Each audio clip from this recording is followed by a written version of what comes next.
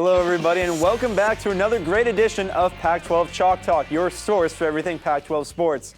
I'm your host, Austin Controls, and in studio tonight we have our panel, Mariah Baker, Nick Merrick, and Robbie Baker. Well, the Pac-12 tournament has wrapped up, and guys, there were some upsets like Oregon State beating Washington, and then some games that went as expected. But most importantly, the Colorado Buffaloes won the championship as only our own Nick Merrick predicted, and they received the automatic bid to the NCAA tournament. Nick, we'll start with you. What did you take away from the tournament?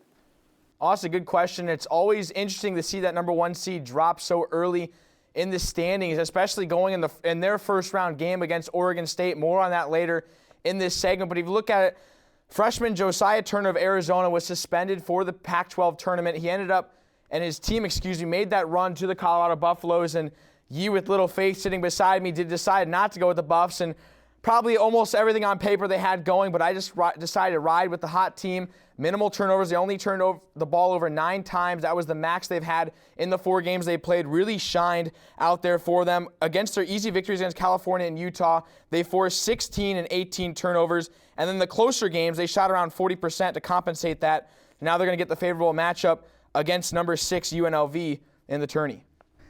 And you know what, Nick? I'm right there with you here. This last championship game, I had Arizona in the finals, but unfortunately I had them matched up against Cal, so I went down in my brackets. But I was interested to see how well Colorado did against Arizona in the first half.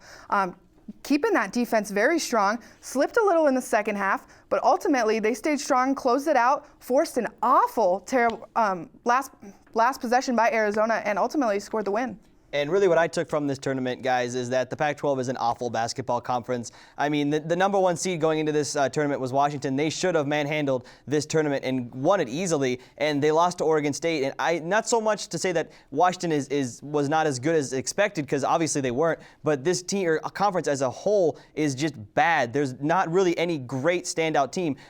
I mean, Nick, I know you think Colorado's got the favorable matchup with UNLV, but sorry, Charlie, that is not going to happen. They're going to get bounced in the first round. The Pac-12 as a whole is just bad. I agree, Robbie. In more ways than one, everybody said it all year long, scrappy conference, just not good. There's no way around it. Whether Colorado, Cal, or Washington made it to the finals, there's no way around it. Well, I didn't say Colorado was going to win their first round, but I think they're going to still have a chance. Can we look at everybody who gets into the tournament legitimately has a chance? They are the 68 best teams represented. So everybody's still going to be able to compete, and if they can keep the turnovers down, they can at least be competitive, if nothing else. Well, guys, the season is all but over for the Pac-12, and there were a couple of players who really had breakout seasons for their respective teams. So, Mariah, we're going to start with you. Who is your Pac-12 player of the year? Austin, my Pac-12 Player of the Year went to Andre Robertson of Colorado here. We saw him finish out the season strong in the in the Pac-12 tournament. I expect him to excel in the NCAA tournament. He so far has racked up 377 rebounds, almost doubling his stats from last year. He's averaging 11.6 points per game, almost 12 rebounds. This is double the amount of stats in the same amount of minutes. He's doing great things here. He broke a 57-year-old record of the Buffaloes with the reboundings, leading those Buffs to a strong finish of the season. Yeah, very good pick by Mariah there. Andre Robertson actually is probably one of the only players in the Pac-12 who has really NBA-ready talent, in my opinion. I went with Jorge Gutierrez as my Player of the Year. He averages 13 points per game, 5 rebounds per game, 4 assists per game. He also won the Pac-12 Defensive Player of the Year and Pac-12 Overall Player of the Year. And the things he did defensively for California, he did a very good job on the defensive end, forces some good turnovers, got some good defensive stops. Also had a great flowing locks of hair. That also factored into my decision as well. Guys, I'm going to go with Tony Roten, a guy we've been mentioning all season long, and though I just wanted to kind of jump alongside Mariah and take my pick of Robertson since I did have them winning it all, I think it's only fair to give it to Roten. The freshman really stepped up big for his team. We've seen this kind of trend with the Huskies in the past where they'll have these starters and then they'll start grooming them almost from freshman year up to the senior year, and now he's going to come back for his sophomore year deciding he doesn't go to the NBA draft, and is going to have a lot of returners. Darnell Gant's the only one who's not going to come back since it is his senior year. But if you look at him, he was third in the Pac-12 with 16.7 points per game, also leader in steals, assists, and offensive rebounds for a shooting guard. He was Mr. Reliable all season long, 29 points in the Pac-12 tournament. Did cause the team to lose as well with 4 missed free throws, but still shined when his team needed him to. To continue our theme of the end of the season in basketball, Robbie, I know you didn't like the Pac-12, but what do you think was the best game this year? The best game of the year in the Pac-12 overall season, in my opinion, Austin, was the Washington U of A game on January 28th. This is a game where Washington had a double-digit lead late in the second half. U of A rallied late. Washington ended up holding on to have a 2-point victory in this game. It was a good seesaw battle, though, and at the time, it was a battle of the two of the best Pac-12 teams. And my best game of the year came for me on February 2nd. Bears versus Wildcats, final score 74-78, came down to the wire there. We saw the Wildcats come out triumphant, knocking Cal out of that first place ranking there. They had 41 personal fouls collectively on that game there, showed an explosive game, a technical game, and a very, very physical game. Both teams came out strong, it down to the wire. I saw that game very, very well. Possibly help to kind of like dictate the momentum going on in the Pac-12 play. But my surprising game of the year was UCLA versus Arizona to end the month of February. When you look at it, I always think that the most interesting games, most entertaining ones are the closest ones. If you look at the stat sheet, really the biggest lead in that game was 6 points by either side. So it's back and forth literally the entire game. Lazarick Jones was an abominable 1 for 12 from the court, but his team stepped up when needed to. UCLA still shot 41%. That was a huge factor in this. And then the McHale Center was going absolutely bananas. And in terms of a Pac-12 tournament kind of ordeal here, if it wasn't for Arizona picking up that victory in the final seconds, you're looking at the number 4 seed Arizona to the 5 seed UCLA, and the 6 seed Colorado could have been possibly flip-flopped, which might have affected the tournament. Well, if we ask about the best game, we also have to ask which one was the worst, and the Pac-12 had their fair share of bad games this season. Nick, which game do you think was the worst? I'm not going with a game per se, Austin. I'm actually going to go with a full weekend, and it was Stanford's weekend on February 25th. They came out on the road against Colorado, beat them by 24 in Colorado. That's not even a typo, 24-4.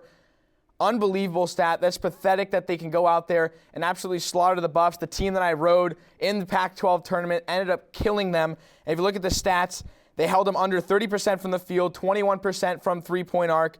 And then Askia Booker was the only person with double-digit points at 12. A complete shame there. Then 2 days later, turning it around and losing to Utah in Utah by a point. That one, almost a complete opposite team, almost like we saw two different identities. I'm not even sure what happened to Stanford that weekend, but maybe that's why they faltered so early. And my worst game went for the Utes there. They finished off their season against a powerful Oregon Ducks team. Final score of that game, 94-48. They were totally blown out of the water. The Ducks held the Utes to 2 points throughout the first 13 minutes of that game. Killed them on a final note for this season. I only see a downhill climb for the next start of the year. Oh, and I was salivating my chops at this one because the easily worst game of the year this entire season was the ASU-Washington State game, and it was on February 18th. ASU scored 8 points in the first half. They were down 28 points at halftime. The team did not even score double digits. That is ridiculous, and the worst game of the year by far. Well, Colorado and Cal were the only two teams to make it into the NCAA tournament out of the Pac-12. Robbie, do either of these teams make it past the first round? Well, to put it bluntly, Austin, no, they will not. And the reason that is not going to happen is because, as Snoop Dogg once said, the times they are a-changin'. That's actually, Snoop Dogg did not say that. But the sentiment actually still holds true here because the time when the Pac-12 had players such as Eddie House, Jason Terry, James Harden, the Lopez twins, those days are gone. The Pac-12 is a bad basketball conference now, and that will show up in the NCAA tournament, and none of the teams, whether that be Colorado or Cal, will get out of that first round. With the new Pac-12, there will always be a question of which region is better, the North or the South. Mariah, both teams in the Pac-12 championship game were from the South. Does that make the South the better conference this year? Honestly, that is a horrible, horrible idea to say that the South excels the North. We saw 3 North teams finish in the top: Cal, Washington, Oregon. There's no other way to put it. Colorado and Arizona made it to the final game there, but we didn't see them do a whole heck of a lot throughout the duration of the season. Just like Robbie just said, it's a scrappy conference. It's hard to put one portion above the other one, but I do think I give it to the North by a slight edge. Much to Robbie and Mariah's dismay, Nick correctly picked Colorado to win the Pac-12 tournament last week in our prediction show. And because of that, you get to watch Nick talk about whatever he wants for about the next 30 seconds. So I'm going to apologize in advance, and Nick, take it away. Thanks, Austin. It's truly an honor to have my first FaceTime. And it just goes to show that tournament time is unpredictable. And keep that in mind when you fill out your March Madness brackets. Be bold and be sure to trust your instincts. Let me switch gears over to baseball. One of my favorite sports. After the first month of baseball, 5 Pac-12 teams remained inside the top 20, with Stanford leading the way at number 2. UCLA struggled early this season, dropping 3 games in their first 5 outings, and then won 10 games in a row. Oregon, Stanford, Arizona State, Arizona, California, and UCLA are all clustered near the top of the standings. The middle of Arizona State's order, Joey DeMichael and Abe Ruiz, are first and second in the Pac-12 in batting average and slugging percentage. DeMichael is found in top 3 of nearly every batting category, including first in on-base percentage, runs scored, hits, total bases. And then just to give Robbie a shout out, the reason why I listed all these stats is he did pick him as the Pac-12 player to watch. Now, as for the Pac-12 pitching, the players have expected to have huge years, are off to a great start already. Brady Rogers finally gave up his first earned run of the season, who would have thought, this past weekend. And Arizona hurler Kurt Heyer has a .7 ERA, struck out 33 batters, and leads the conference with 31 innings pitched. Now, lastly, Stanford's Mark Capella is in that same league. He holds batters to about 170 batting average and leads the Pac-12 with 12 strikeouts looking and is second in innings pitched. But the real surprise that I was trying to get to this whole time is Oregon's sensational sophomore Jimmy Sheffrey. Though he comes out of the bullpen, he pitched 17 innings and struck out 31 batters. He's allowed 8 hits and just holding batters to 143 batting average. That's absolutely filthy. He's a big reason why Oregon's the premier team in the Pac-12 this season, and 4 Oregon starters have an ERA of 3.5 or better.